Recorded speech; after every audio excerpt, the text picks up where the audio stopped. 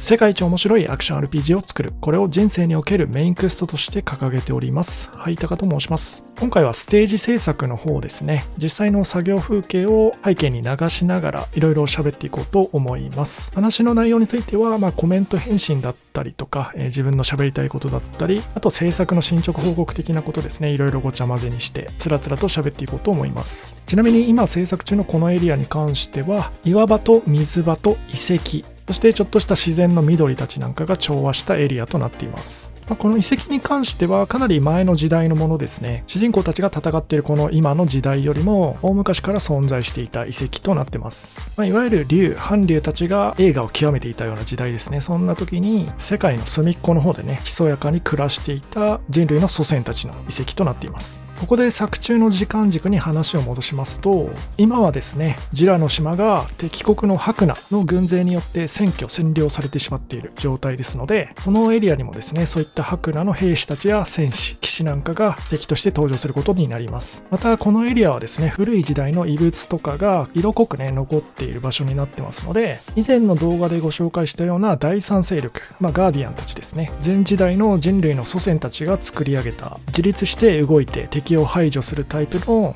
いわゆるロボットタイプの敵ですね。ゲームシステム的には敵とも主人公とも敵対しているような、どちらにも攻撃を当ててくるタイプの大型の敵という扱いですねになっていて、そいつらも登場します。また白ナの軍勢はですね、以前動画でもご紹介した通り、石付きと呼ばれる、人間の変異体ですね。人体実験の果てに変異した、いわゆるトロルのような見た目の元人間を、生物兵器としてね、使っているわけなんですが、そいつらも登場させようと思っているので、このエリア一帯はね、なかなか危険な地帯、ゲーム的にね、になってくるんじゃないかなと思います。ここはね、ゲームとしても終盤に訪れるようなエリアになっているので、そういう意味でもね、ぴったりな難易度になってくるんじゃないかなと思います。前回の動画でもね、ちょっとストーリーとか世界観周りについてもう少しね、深掘った話を聞きたいよっていうようなコメントがね、いくつか見られたんで、今回ね、もう少しちょっと世界観関連話していこうかなと思うんですけど、注意点としては、今回のね、このライズ・オブ・リベロン、千葉のボラバ竜の降る一作目では、正直ね、ストーリーとか世界観関連はそこまでね、ゲーム内では色濃く重厚にね、語られるというようなことはありません。あくまでちょっとしたカットシーンだったり、そのカットシーン内のセリフ、それからアイテムのテキストなんかですね、を読み解いていくことによって、ほのかに香ってくる程度のストーリーとなっております。ゲーム内ではですね。これはプロジェクトを始動するときからね、言っていたように、戦闘だったりとかマップの探索、ステージ攻略っていう部分に重きを置いて作ってますので、そういったストーリー、世界観関連を、豪華なムービーとかね、会話シーンとかキャラクターの数がめちゃくちゃあって、みたいな、そういう語るっていう部分では多分弱くなってくるだろうなっていう話は当初からね、してたと思うんですけど、なので一応僕の脳内でね、ストーリーとか世界観についてある程度固まってきてはいて、それを伝えることはできるんですけど、それらがですね、今作のゲーム内ではあまりね、そこまで詳細には現れてこないよというところだけは注意点としてね、最初に言っておきたいと思います。で、こういったですね、いわゆる開発の規模がね、小さいことによって、できないことがたくさんあるというお話、ストーリー世界観関連もそうですし、例えばドラゴンとね、戦うことはできませんよだったりとか、いろいろとそういったね、切るところは切るっていう、ディレクションの方針を昔の動画とかではね、よく言ってたりしたと思うんですよ。で、それで結構ね、コメント欄が荒れたりとかすることもありました。で、もちろんですね、僕はそういったものをですね、言い訳とかにするつもりは一切なくて、ゲームの評価ですよね。例えば Steam で出すことになるんですけど、Steam のレビュー欄には、全くもってね、その開発規模がとか、資金が少ないからとか、そういったこちらの事情ですよね。開発側の事情っていうものは一切考慮せずにですね、純粋にこのゲームをプレイして、どれくらい面白かったとか、どれくらいの時間楽しめたかとか、あとは料金に対する納得性、コストパフォーマンス、そういった商品としてのこのゲームの価値ですよね。だけを純粋に見て、正当な評価を書いていただければなというふうに思ってます。じゃあなんでね、この YouTube でそういった話、切らざるを得ないところがあるんだよねみたいなところをするのかと言いますと、それはもちろんですね、この YouTube がサブコンテンツだからです。そのハイタカという人間が作り出すコンテンツの中でも YouTube はサブコンテンツ。ゲームがメインコンテンツですね。これはゲームの世界でもそうなんですけど、サブクエストって特殊な技だったり装備、キャラ編成、誰もやらないような新しい戦術を気軽に試せる良さがありますよね。で、このゲーム制作実況っていうのはほぼですね、誰もやってないようなジャンルです。正確に言うとね、やってる人結構たくさんいるんですけど、ちゃんと数字を取ってるような人は、日本ではいないですよね。桜井正宏さんとかをね、ゲーム制作実況やってるんじゃないのって思う方もいらっしゃると思うんですが、あれはですね、あくまで制作のハウツーといいますか、桜井さんの人生の中で得てきた貴重な知見をですね、皆さんに共有するような、いわゆる教育的なチャンネルだというふうに僕は認識していて、リアルタイムでね、今作っているゲームの話、今ちょっとバトルシステムで悩んでてとか、このステージのコンセプトはこういうふうに考えながら作っていてみたいな、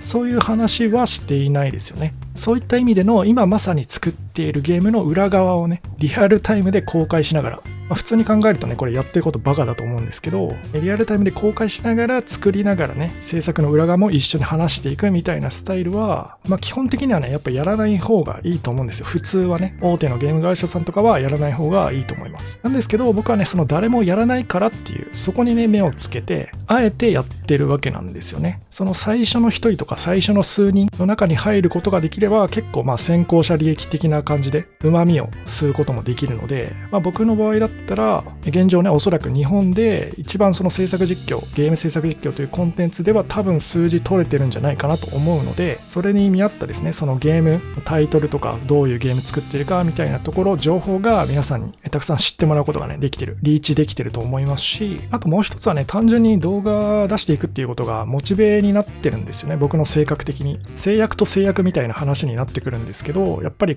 毎週ね、動画の冒頭で世界一面白いアクション RPG を作る、これを人生のメインクエストに掲げておりますと毎回宣言してるじゃないですか。あれは僕自身に対する自己暗示的な効果もあると思ってて、要はですね、結構いびつな歪んだコンテンツだっていうことが最近ね、ようやく自分でもね、自覚してきました。そもそも作ってるゲームジャンルもね、結構開発力、開発の規模とは見合ってないようなでかいジャンルのものを作ろうとしてるので、もうその時点で結構矛盾が生じちゃうんですよね。お話、ストーリーの部分は結構はしょらないといけないだったりとか、ドラゴンとの壮大なバトルとかは作れないってことがもうそもそもね、最初から分かりきってたりとか、じゃあどうするのっていうと、人型タイプの敵との戦闘をめちゃくちゃしっかり作り込むとか、マップを冒険攻略していく楽しさにフォーカスして、面白いマップを作るとか、そういったところで勝負していくしかない。なのにもかかわらず、いわゆるエルデンリングみたいな、結構ね、開発の規模的に大きくないと作るのがね、難しいようなものを作っています。でもね、それが一番僕の好きなジャンル、僕の作りたいものそのものなんで、それもやっぱり制約と制約っすよね。このジャンルのゲームを作ってるからこそ、めちゃくちゃモチベーション高くやれてるんですよね。おそらくゲームのジャンルを開発規模に合わせてね、もうちょっと作るのが簡単なものにダウンスケールしてたりした場合は、僕はここまでパフォーマンスを発揮することができていなかったんじゃないかなと思います。YouTube もね、もうちょっと伸びにくくなってたんじゃないかなと思いますね。副次的な効果ですけど。YouTube はあくまでサブコンテンツです。大手の会社があえて言わないようなネガティブな内容とかも結構赤裸々に語りますし、会社全体に対する影響がみたいなことも考えなくていいようなね、小規模な開発チームなんで、他のゲームタイトルだったら見れないようなね、裏側、綺麗なところばっかりじゃないですよ。ちょっとね、あんま人には見せないような弱みなんかも見せつつ、そこをね、逆に楽しんでもらって、このゲームのことを知ってもらおうっていうことで、そういう魂胆があってね、このチャンネルはやってますので、そういったですね、ストーリーとか実はあんまゲーム内では語られないんだけど、実はこれくらい考えてるんだよね、みたいな話もしたりします。ですが、それは一切ですね、ゲームの評価、今作の評価に含めてもらわなくて結構です。というか、含めないでください。ごくごく当たり前のことですよね。Steam に並ぶ商品のレビューに対して、YouTube でね、語られているような内容がプラスになることもあってはいけないし、マイナスになるようなこともあってはいけないです。全くの無関係なんで、ゲームに対する評価はもうゲームの内容だけでね、判断して、正確な評価をしていただければと思います。ただ全ての歯車がですね、ちゃんとそのゲームを最大限良くするため、面白くするためにちゃんとね、回ってるんじゃないかなと個人的には思ってます。YouTube をやってることも、でかいジャンルに挑戦してることも、どちらもね、ハイタカっていう人間の能力をね、大幅にバフさせるような、ちょっとした儀式っぽい効果すらね、生んでしまってるような状態に持っていけてるので、ゲームの内容でもね、必ず皆さんを満足させるようなものを提供したいなと思います。というわけでね、話をぐっと大元に戻すんですが、世界観とかね、ストーリーに関する話、今からしていきたいんですけど、これはあくまで仮のものですね。これから変わる可能性もね、ありますし、今作ではほとんど語られないようなところも多かったりします。ので、そちらはご了承の上聞いてください。あとね、もう一個忘れてました。動画のコメントとかでね、結構よく、この人めっちゃネタバレするやん、みたいなね、コメントがつくことあるんですけど、もちろんですね、この先話す内容はネタバレになる可能性が大いにあります。でもね、考えてみてください。ここまで制作の裏側を見つつ、ネタバレも知りつつ、プレイできるゲームって、他にこの世界どんだけ探してもほとんどないと思いますよ。ここも誰もやってないからこその旨味ですよね。半分制作者サイドに立った状態で、発売日にね、このゲームをプレイできるっていう、そういった体験がね、この世にたくさん溢れてるんであれば、そんなに価値はないかもしれないですけど、さっきも言ったようにね、ゲーム制作実況やってる人他にたくさんいますかね？いないっすよね。ちゃんと数字取れてる人いますか？いないっすよね。ネタバレなんてね、そんなに大した問題ではないっすよ。この場合は。それを超えるぐらいの面白さ、新しい目線でのゲームプレイっていうのを提供できると思うんで、まあそんなにね、そこは心配せずに普通に聞いてもらって大丈夫じゃないかなと思います。そうですね。まずはメイエネルギーの成り立ちからいきましょうか。この世界ではですね、常に大地からメイと呼ばれるエネルギーがね、溢れ出していて、それを戦闘に利用したり、回復に利用したりとかね、することができるわけなんですが、そのエネルギーの成り立ち、一体ね、何がそのエネルギーを供給しているのかっていう話なんですけど、もともとですね、第一神と呼ばれる神様がいました。この世界はですね、神様が一人しかいない、一体しかいないという世界観ではなくて、たくさんのね、複数の神々がもう数えきれないぐらいね、たくさんいるという風な概念を採用しています。ある時ですね、神々同士の戦い、バトルがありました。1対1ですね。その戦いに敗れたとある神が地球にですね、落ちてきます。宇宙で戦ってたんですよね、神同士が。で、負けた方が地球に落ちてきましたと。その敗れた神、落ちてきた神が後に作中の人物たちが第一神として崇める神そのものであります。負け犬だったんですね、第一神は。そしてその第一神が地球に落ちてきたその日から地球上にですね、メイと呼ばれるエネルギーが発生するようになります。流れるようになりました。つまり第一神のその生命エネルギーを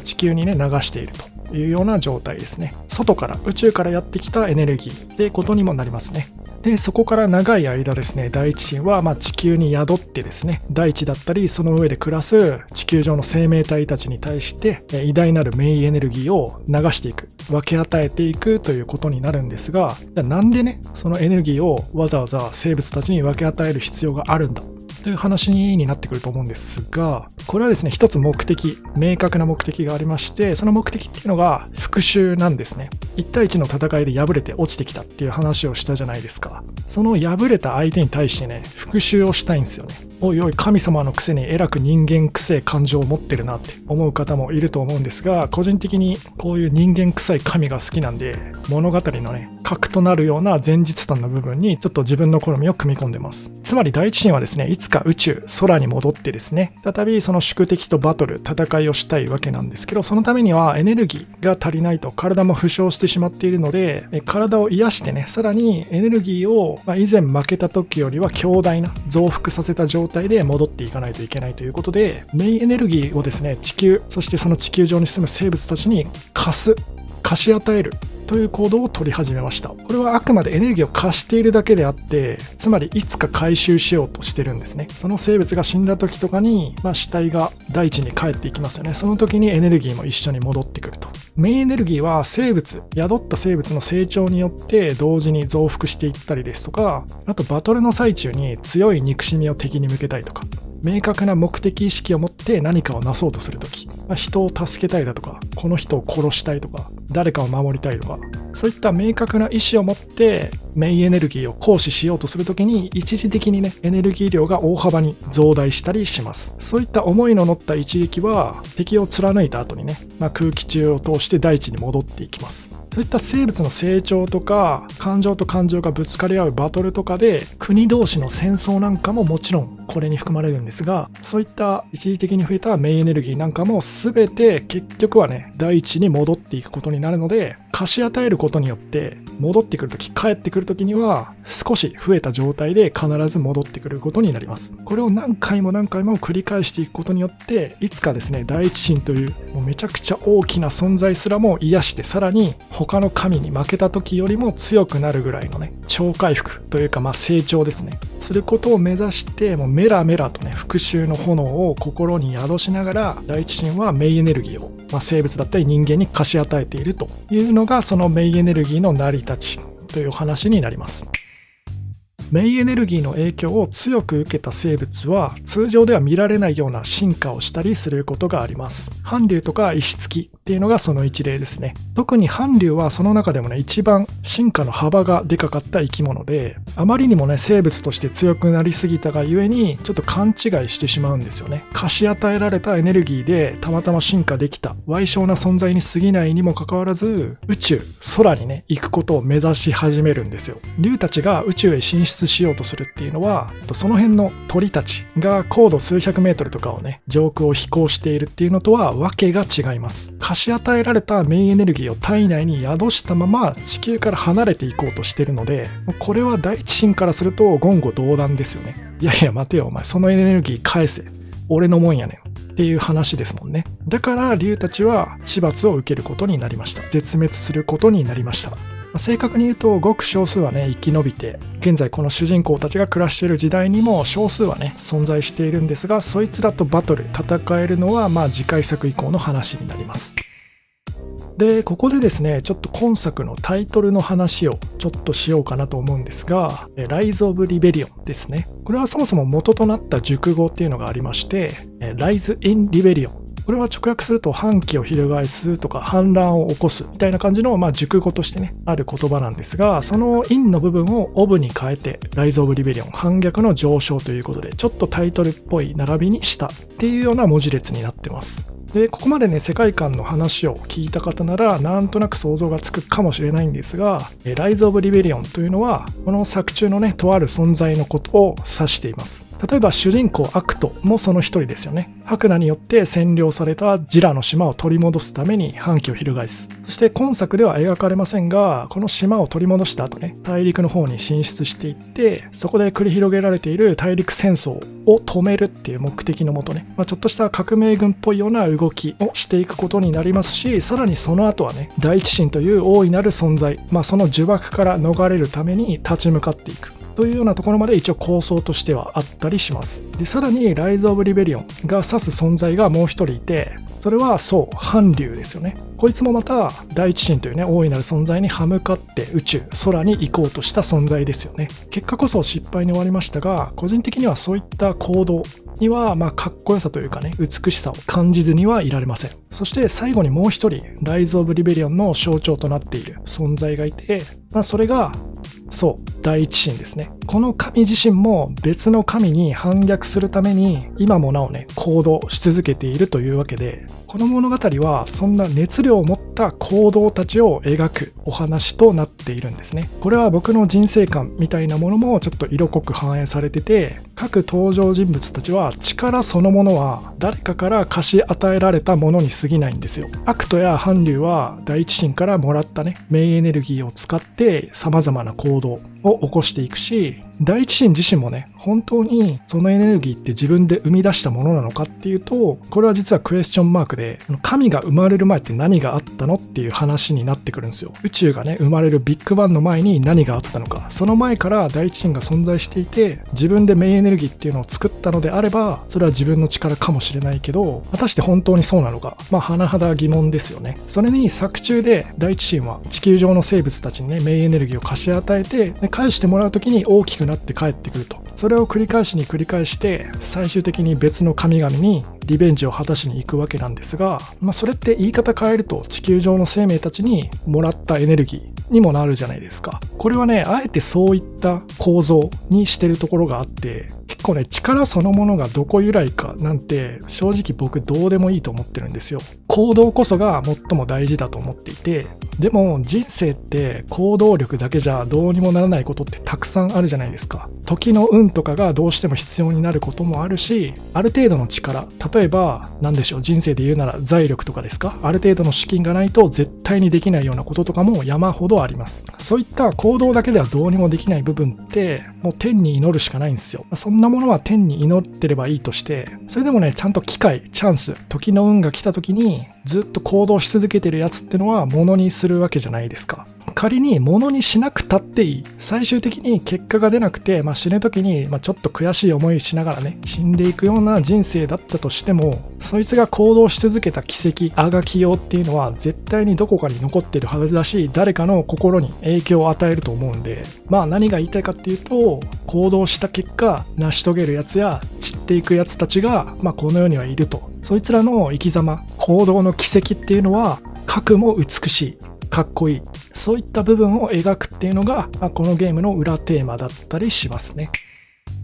とりあえず今回はちょっと別の話もしたいので、世界関係の話はここまでにしておきます。今回の話で結構その大元の世界観の基礎となる部分の解像度はだいぶ上がったんじゃないかなと思います。竜以外にもね、メイの影響を受けて特殊な進化を遂げた生物っていうのは他にもね、将来的には登場させる予定です。いわゆるモンスタータイプの敵ですよね。だったりとか、あと石付きっていう設定もね、人が変異を遂げて生まれるタイプの生物ということで、人型とモンスターの中間ぐらいのタイプの敵キャラなんかを使うときにね、いろいろ設定としても応用が効きやすいかなということで、こういったですね、貸し与えられたメイの力によって、異形になった生物や人なんかが登場しますよという風呂敷は広げているというようなお話でした。また次の機会あたりでね、もうちょっとスケールを小さくしたといいますか、主人公がなんでこの島に住んでるのかとか、この島をなんで敵国の白ナはこの島を占領狙ってきたのかだったりとか、そういったですね、目線をもう少し人間側までね、下げた話っていうのもちょっと別の機会でできたらなと思ってます。じゃあ続いての話題です。前回動画でね、制作してたシャーマンですね。これちょっとね、シャーマンっていうネーミング、動画内でね、そういう名称で伝えたのもちょっと良くなかったかなと思っていて、というのもですね、コメント欄の方でね、なんでこんなシャーマンが戦闘うまいんだよみたいな、そういうのなえるわみたいな話がね来てたんですけど、あくまでシャーマンっていうのは動画内でね皆さんに伝えやすくするための分かりやすい開発名称みたいなもんで、本来はですねこの女性は時間師っていう職業についてるんですよね。地に返すものと書いて時間師で、これも別に正式名称ってわけではなくて、時間師の時間っていうワードがですね、痴漢っていう言葉とちょっと音的に似てるじゃないですか。だからちょっとこのまま正式名称にするの嫌だなとか思ってて、学生時代あったじゃないですか。水上痴漢法ってね、ワードが出た時に、水の上で痴漢ってお前みたいなね、クソつまんねえこと言うやつがいたと思うんですけど、そいつの顔がね頭によぎるんで、ちょっとこのワードも嫌だなって思ってて、とりあえずでも地に返す、大地に、死んだ生物や人間を返すような職業、葬儀屋さんみたいな感じですよねっていう概念が存在してて、でしかもこの女性は白ナ側の人間なんですね。白ナはいわゆる石付きを作る、石付きを生み出すっていう人体実験も行ってますので、石付きってめちゃくちゃ寿命が短いんですよ。メイエネルギーの影響を過度に受けすぎてるので、体の内部からね石の柱がボワーって皮膚をぶち破って生えてくるっていう、想像しただけでもねちょっと痛ましいようなね症状を持ちながら生きながらえていて、しかもね戦闘とかにも駆り出されるということで、寿命がめちゃくちゃ短いんですよね。結構頻繁に死にますと。で時間師はですね、我を失って制御が効かなくなってしまったような石付き、死ぬ間際にですね完全に理性を失ってしまって暴れたりする場合があるんですけど、そういった石付きたちをですね的確な戦闘によって殺処分して、でその死体を地に返すっていうようなことが業務に含まれているわけです。なのでこの僕がね動画内でシャーマンと言って紹介したこの女性キャラ時間師が戦闘に長けてるっていうのは別にね何ら問題ない話ではあるんですけど、こういったですね全ての設定とか情報を毎度毎度ね動画で全部漏れなく伝えるっていうのは結構難しいんですよね。尺的にも難しいし、言い忘れないようにね全部常に伝え続けることができるかっていうと、多分ねそれも難しいと思います。忘れちゃうことも言い忘れることとかもあるとと思うんでね。なので動画内ではもう本当にピックアップした情報しか伝えないっていうのが基本的な僕の方針ですし、それに対してですね、言ってない情報、開示されてない部分の情報を思い込みとか決めつけでこう仮定していって、その出来上がった過程の事実、事実じゃないんですけど、過程の内容に対してディスってくるようなネガティブななんというかね、否定することが目的になっているような言論をされるっていうのは結構ねきついものがあります。よく僕が言うその思い込みと決めつけでいろいろあることないこと言わんといてくださいっていうやつですね。なんですけど、その言っちゃう気持ちもめっちゃわかるんですよね。週5で8時間労働して残りの余った時間で自己実現してくださいねとか言われるわけじゃないですか。リアルっていうゲームってはっきり言ってゲームバランスおかしいんですよ。しかもその余暇時間で何をするかってなった時に、イ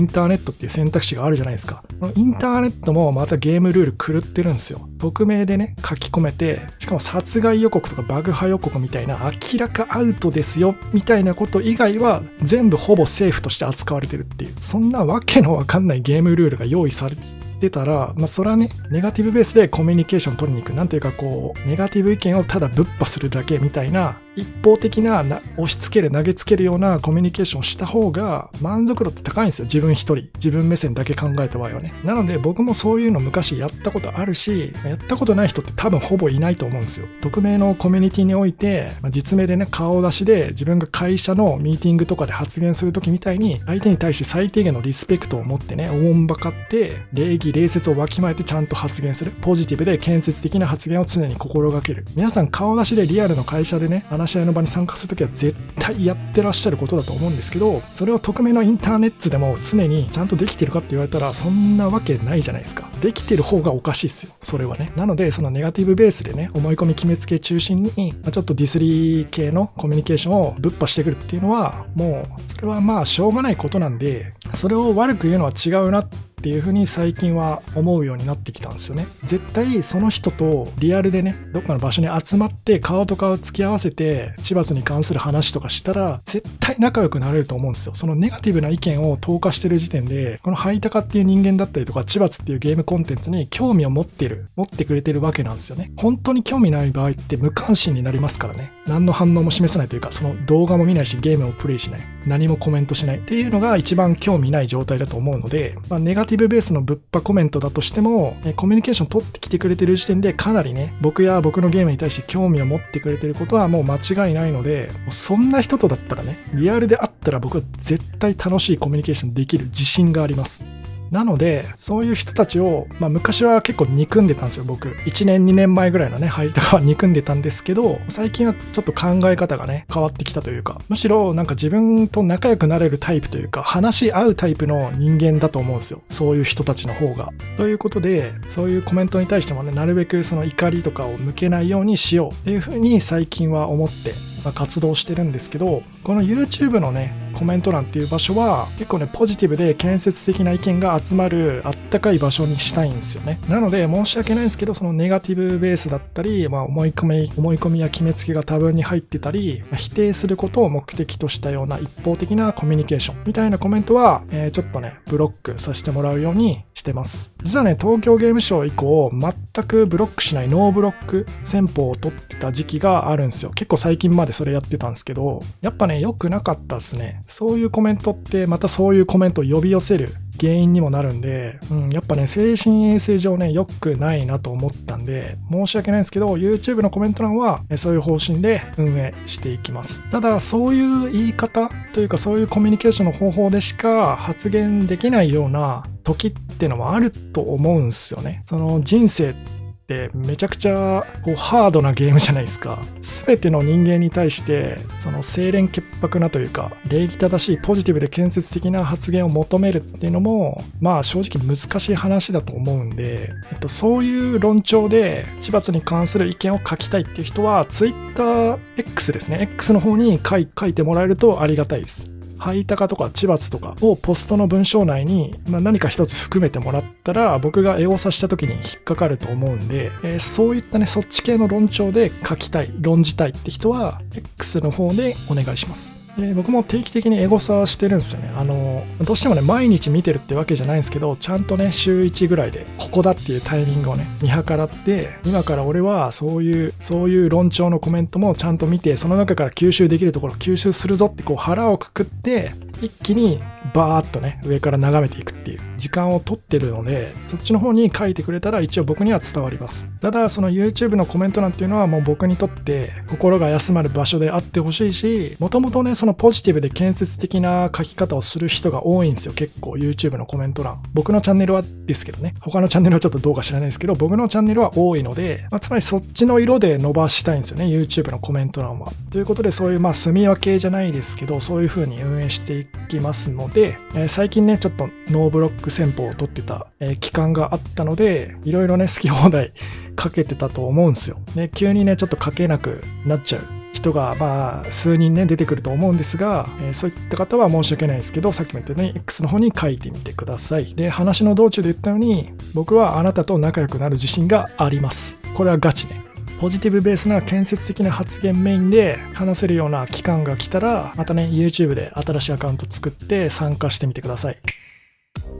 そんなですねシャーマン時間誌のバトルに関するコメントですね。これ X の方で来てましたので一つ紹介したいと思います。一応この方はですねアイコンとかアカウント名にちょっと見覚えがあって、よくねリプライくれてる方なんですけど、僕の印象としては基本的にねポジティブで建設的な意見をくれてる方だなというふうに思ってます。その該当のリプライがこちらです。これはまだ実装直後で調整してないだけだと思いますが、方向属性付きの赤線技キックが他の技と発生が同じすぎて反応不可に見えますと。同じ赤アーマー攻撃も非常に速くて見てから対処無理臭いです。何段目のキックが絶対にいいとか、ためが他のキックの倍以上あるとかしないと反応できないですと。こちら続きですね。格ゲーの中断的に考えたら24か25フレームくらいの予備動作が欲しいところですが、3D アクションはアングル固定の格ゲーよりも毎回モーションの見え方が違って分かりにくいので、もっと多くフレーム取った方がいいかもですということで、このモーションがですねこの方が触れている赤線付きの、大技のキック攻撃なんですけど、これ実はですね発生49フレームなんですね。ほぼ50フレームということで、この方が提示されているね格ゲーの中断モーション24か25フレームぐらいということで、確かスト6のドライブインパクトも26とかでしたっけ、その25前後ですよねのフレームが一応ね見てから反応したい技の作りとしてはふさわしいフレームなんじゃないかというふうにおっしゃってたんですが、なんとですねこの赤キック攻撃ちゃんとそれの倍50フレーム近くの猶予を取って発生してるんですね。個人的にはこの50フレームっていう数値はその 3D アクションでねアングルが毎回バラバラになるから長めに取った方がいいんじゃないのっておっしゃってるんですけど、この長めにっていうところも十分満たしてるような発生フレーム数なんじゃないかなと個人的には思ってます。でこの方ですね、最初にも言った通り普段からですねポジティブで建設的な意見提案してくれる方なんですけど、人間の目ってねやっぱり感覚だけだと正確に捉えるのは難しいですよね。フレーム数もそうですし、この方が言ってるように何段目かのキックが絶対に赤攻撃になるとか法則性の話ですね。これも実はすでになってて、赤攻撃はねこいつの場合は白エフェクトの攻撃の後にしかやってこないようになってるんですよね。なので実はこの方が提案してくれてることっていうのはすでにどちらも満たしているというような結果になるんですよね。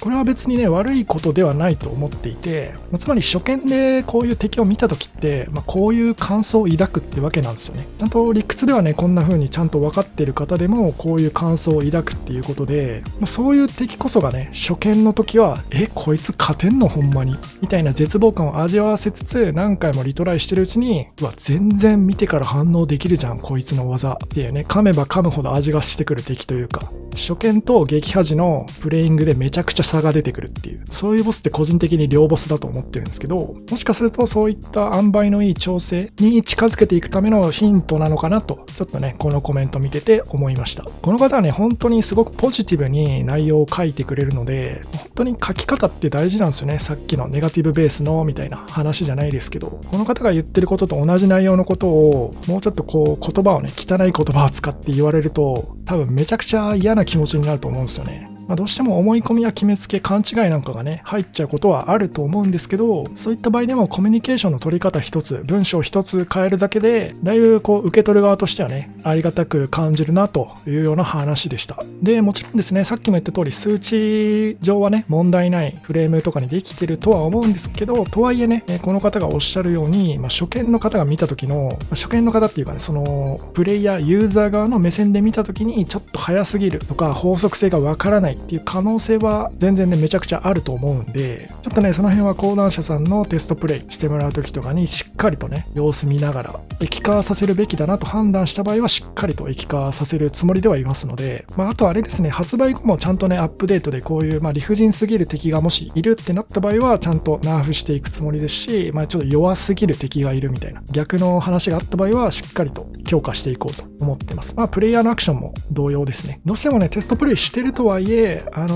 発売後にね、ユーザーの皆さんがたくさん買ってくださって一気にブワーッとプレイする数と比べるとめちゃくちゃテストプレイの数なんて少ない低い数値になってしまうので、見つけきれないバグだったりとか、バランス調整、難易度調整がうまくいってない部分っていうのも、多少はね発生してくると思うので、そういったところはね、発売後も積極的に意見としてね投げかけてきてほしいなと思います。しっかりとね改善していくつもりはありますので、そこのところよろしくお願いします。ということで今回はここまでとなります。もしねこのゲーム興味持っていただけた方は Steam のページ公開してますので、ぜひねウィッシュリストに登録して体験版と製品版お待ちいただければと思います。ではまた来週もよろしくお願いします。